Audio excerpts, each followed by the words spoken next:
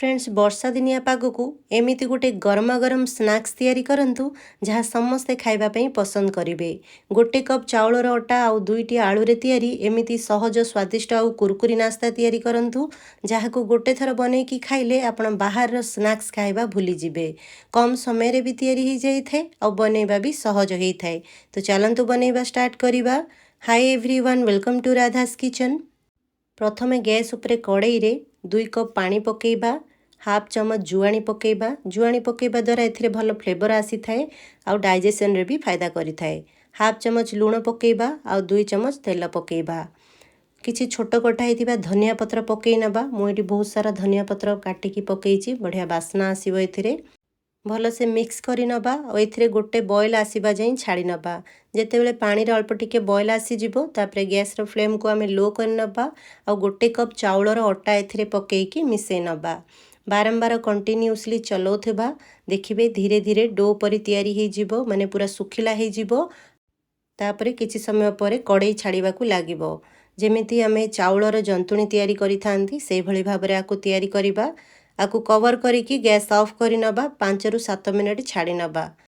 5-7 minute हे सारला परे आकु गोटे बर्तन रे बाहर करिकी ठंडा हवा पई छाड़ी नबा। हल्का ठंडा हे सारला परे एथिरे 2 रु 3 चमच तेल पकेइकी भल से चकटी नबा, स्मूथ करि नबा। जेमिति आमे अटा चकटी थांती सेहि भली भाबरे आकु चकटी नबा।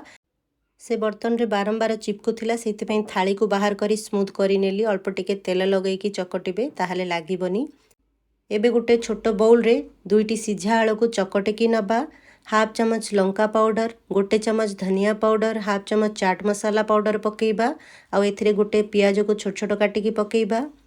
आउ किछि धनिया पत्र को छोट छोट काटिकी पकेइबा। स्वाद अनुसार लूण पकेइबा। भल से मिक्स करि नबा। एथिरे आलू मसला तैयारी करिबा। आपण चाहिले एई आलू मसला को फ्राई करिकी भी नै पारिबे। मु एठी कंचारे ही तैयारी करिछि।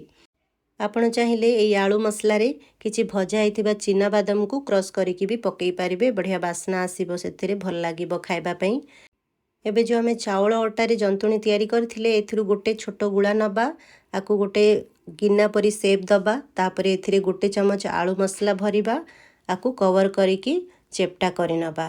स्मूथ करिकी भल से चकटी नेबे अटा को, ताहाले आपणकर नास्ता बढ़िया भाबरे तैयारी हबो। देखि पारुथुबे जेमिति कचौड़ी तैयारी करंती सेहि भली भाबरे मु आकु तैयारी करिछि। काकरा पिठा परी देखा जाउछि।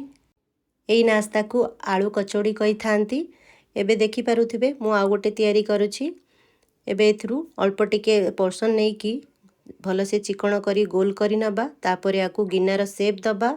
जेमिति आमे मंडा पिठा तैयारी करि थांती सेहि भली भाबरे बनेकी आकु एथिरे आलू रो फिलिंग दबा।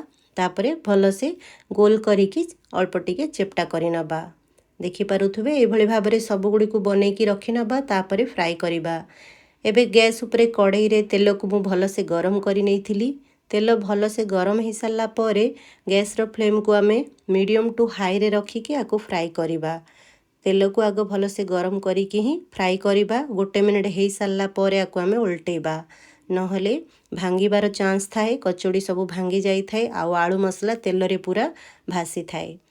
ए सब जिनिस को आपण जदि ध्यान रखिबे ना ताहाले आपणकर नास्ता बढ़िया भाबरे तैयारी हबो।